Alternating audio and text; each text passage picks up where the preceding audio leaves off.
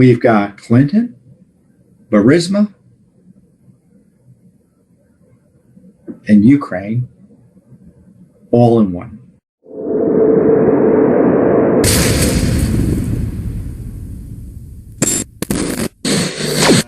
We just had an astonishing email come out that I think it was from the State Department. Yeah, the State Department. I'll read you the press headline. New Obama State Department emails show Ukraine Prosecutor General was pitched high-level access to Hillary Clinton's presidential campaign. So here we've got, this is a really, follow this. In this email, we've got Clinton, Burisma, and Ukraine all in one. And this is in 2016. We had 38 pages of records, and the big record was we had sued for records, and this is, again, inexcusable because this is material we had asked for. We sued last year for this. Now, Ambassador Ivanovic was alleged to have given an untouchables list that included people close to the Biden gang.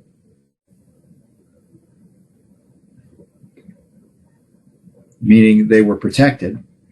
And Ivanovic was the Obama ambassador to Ukraine for the United States, held over and reappointed by President Trump.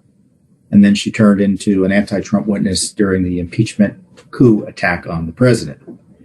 We seek for all records of communications between the Department of State and any representative of the Ukrainian government regarding any actual or proposed investigation or prosecution of the ANTAC, the International Renaissance Foundation, which is part of the Sorosz network, and or Transparency International, another left-wing group. All records concerning any meeting or telephonic conversation between former Ambassador Ivanovic and former Ukrainian Prosecutor General Yury Lutsenko, and all records related to the list of individuals and entities provided by Lutsenko by Ivanovic in late 2016. So Lutsenko says, I got a list, either orally or written. I got a list from Lutsenko, from Ivanovic, to stay away from these people, these connected Obamaites. And now the records include a September 2000. Now we sued for the records, and they finally gave us an email, a September 3rd, 2016 email from George Kent. Now, who is George Kent? Kent was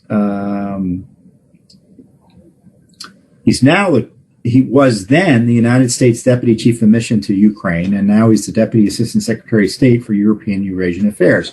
So he was a top official for the State Department in Ukraine at the time, and now he's a top official generally for us in matters of Europe. And the email reads as follows in part.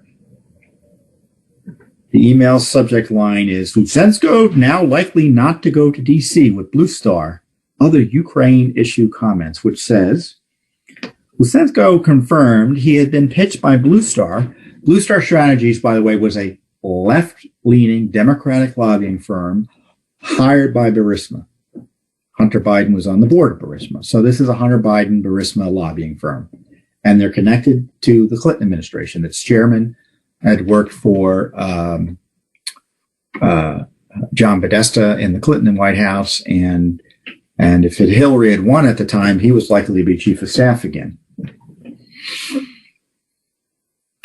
Lutsenko confirmed he had been pitched by Blue Star, not sought them out, which is okay. So they came for him, and he didn't ask them for any help.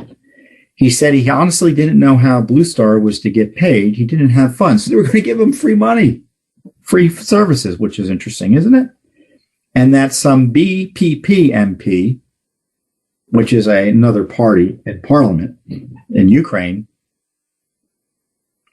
that we probably didn't know, and that's good, and there's some redacted information, had introduced them to him.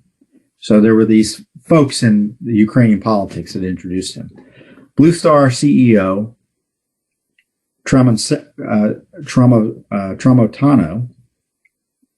her pitch was that she could give him access to high levels of Clinton campaign.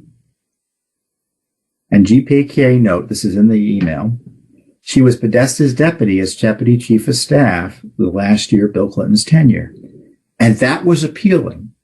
Okay, so to be clear, the pitch was she could gain him access to high levels of the Clinton campaign. And that was appealing to meet with the possible next presidential chief of staff, namely Podesta. Later in the same email, Kent added that he suggested that Lutsenko not take the offer. Kent was doing everything he could to keep Burisma in a box because he knew the corruption involved.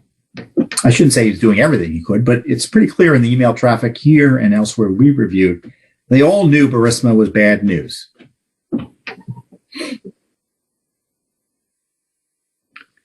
Kent added that he suggested that Lutsenko not take that offer because Blue Star represented Burisma. Kent also mentioned corruption concerns related to the Clinton Foundation and Podesta. So it's even worse. So you've got the top prosecutor in Ukraine getting, it looks like, an offer of free help from Burisma's lobbying firm. Burisma, of course, the board, two people close to Biden, Hunter and Devin Archer, are on the board, getting gobs of money, despite having no expertise either in Ukraine or the issues for which they were being asked to allegedly work on. And the prosecutor that could put Burisma in jail is getting free lobbying and help to contact and deal with potentially the incoming president.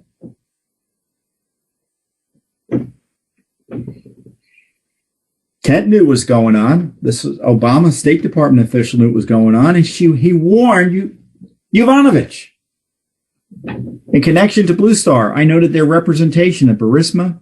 Zolodzewski mentioned Zolodzewski, I think, was the chairman of Blue Star, of Burisma, I think, mentioned the various money flows from Ukraine to lobbyists that have been prominently in the news this past month, whether Manafort, via Brussels to Podesta Group.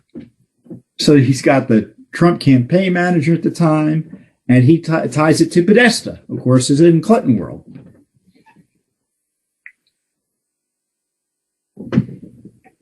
Another Ukraine official, to Skadden Arps and Greg Craig. Greg Craig, a Democratic lawyer. I think he was charged with some misconduct there, and I got acquitted, believe it or not. And then Pintchuk, who was, I think, a Ukrainian oligarch, going on memory. It's scary that I even recognize the name. He gave a bunch of money to the Clinton Foundation. And Kent talks about the media attention being paid at the time to the Kiev-Washington gravy train. The gravy train, he called it. And Burisma's in the center of it. And he says, and he got the drift. Not ideal timing, little receptive audience, and wrong facilitator. Well, that was good analysis, right? Bad timing. No one wants to talk to you people, and you pick the wrong, and you'll be picking the wrong facilitator. And Lutsenko said he'd figure out a better time when there would be more traction and better audience. And as we note, the email was inconsistent with Ivanovich's October 2019 impeachment testimony that she knew very little about Burisma Holdings and said it wasn't a big deal. Well, this is now, I think, the third or fourth email where Burisma is put specifically on her radar screen. And again, it further confirms that President Trump was righter than right to raise questions about Ukraine and the Bidens. So this smoking gun email is not the result of a Justice Department investigation. It's not the result of a congressional investigation. It's not the result of a media investigation. It's the result of a Judicial Watch investigation.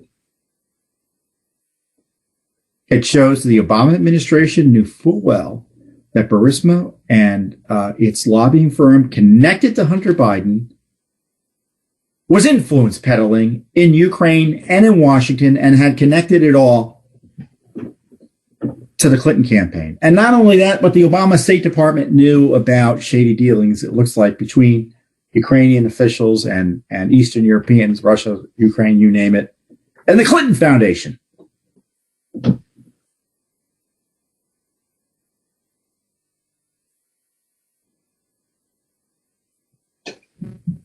And so that's why I get upset when I hear everyone say, when I hear the left media and defenders of Assam adolescent Justice Department defend their lack of action here. It's indefensible. These are not secret documents. This wasn't hidden in Ukraine. This is in the State Department's files. The Justice Department had this. The State Department had this.